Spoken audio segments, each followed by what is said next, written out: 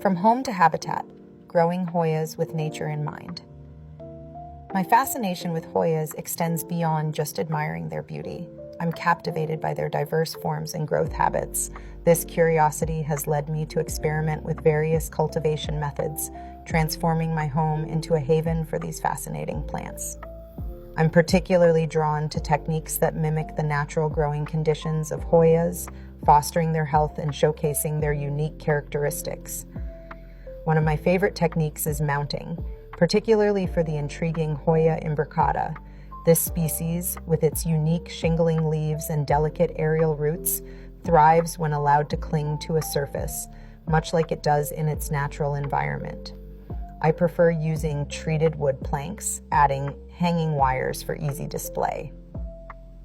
To ensure the health of my plants, I always use fresh wood and have it treated before mounting, and I never reuse any of my growing materials, including pots and cups. This practice helps prevent the spread of disease and ensures each plant has a clean start. This method offers several advantages. Mimicking nature, the wood plank replicates the texture and support of tree bark, allowing the Hoya to climb and spread naturally. This encourages healthier growth and prevents the leaves from folding, which can occur when they're confined to a pot. Showcasing unique features. Mounting allows the intricate patterns and textures of the leaves to be fully appreciated. The cascading blooms create a stunning visual effect, adding another dimension to their beauty. Ecological benefits. By mimicking their natural habitat, I've observed that mounted Hoya imbricata can foster symbiotic relationships with ants, providing shelter and potentially benefiting from their presence.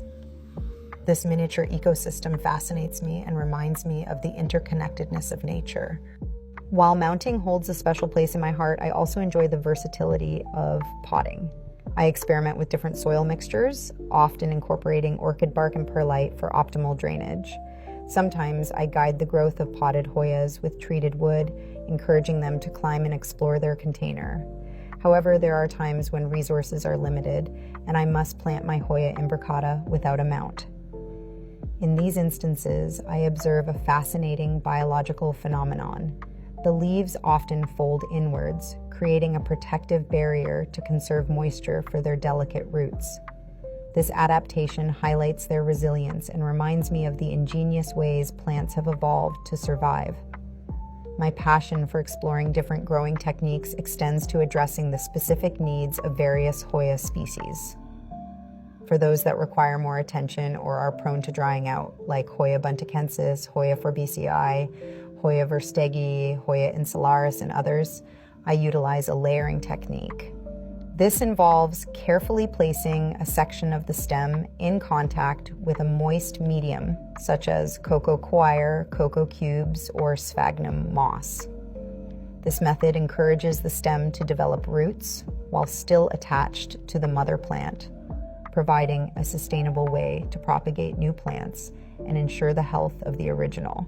It's particularly useful for valuable Hoyas that I'm hesitant to cut or those that require extra care. My passion for mounting also extends to other Hoya species. Hoya pulchra, with its luscious, leathery leaves, looks particularly stunning when cascading from a mount. Hoya thomsoni, with its thick, heavy foliage, benefits from being spread out on a mount to prevent overcrowding and encourage even growth. Similarly, Hoya curtsey, prone to drying out, thrives with the consistent moisture provided by a mount, while its delicate stems are less likely to become tangled. Other species like Hoya huascelliana, Waiatii, and breviolata also respond well to mounting, showcasing their beautiful cascading foliage.